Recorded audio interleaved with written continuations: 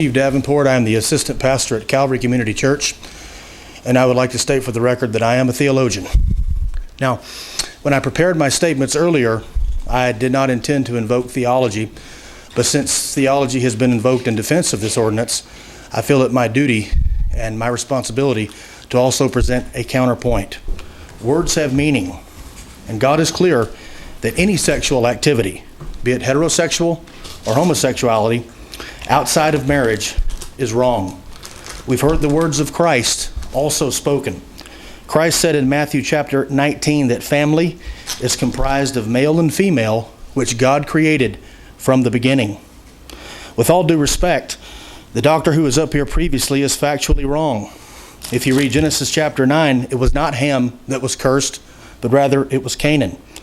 Just to let you know that he was factually wrong.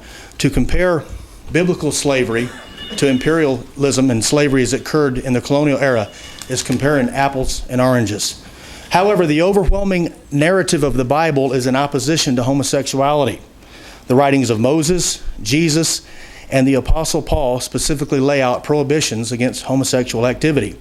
Now today we've heard it implied that opposition to this ordinance is tantamount to condoning violence. It is not. As a youth pastor now for 17 years, I have had students who were homosexual in my youth group. I have prevented bullying on numerous occasions. And nearly weekly, I remind people that we're all made in the image of God, whether we realize it or not. And therefore, we are worthy of respect and protection, and that no one should be bullied.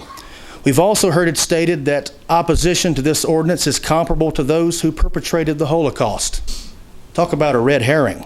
This is absurd. May I remind you that Lutherans, Catholics, and Jews all died at the hands of that regime as well. We've also heard that concern over men entering women's restrooms, as the city councilman put it, is foolishness. With all due respect, councilman, the protection of my children isn't foolishness. To base discrimination protection on behavior is the most slippery of all slippery slopes.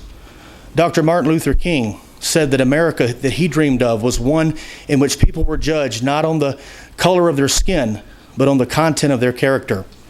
Character is shaped by decisions. The Fairness Ordinance goes well beyond protecting people based on their ethnicity or their gender, protections that we would gladly fight for as well, and now attempts to protect people based upon behavior. And I ask you this question: where do we draw the line? The argument has been put forth that people are born with a certain sexual orientation.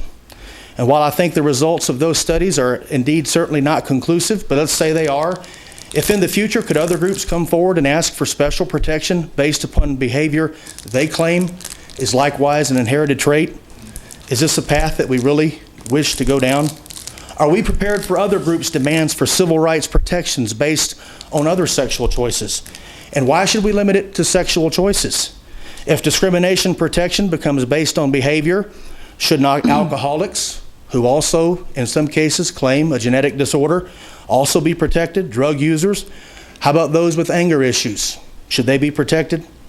I wish to state to you as a member of the clergy, obviously in the minority, that I do not like where this is headed. Furthermore, the notion that men claiming to psychologically be women be allowed access to women's restrooms is appalling, and it opens the door quite literally for undesirable situations in public schools, churches, and recreational facilities. Our wives and daughters would be faced with the prospects of encountering a man while attempting to access these facilities. 1 minute.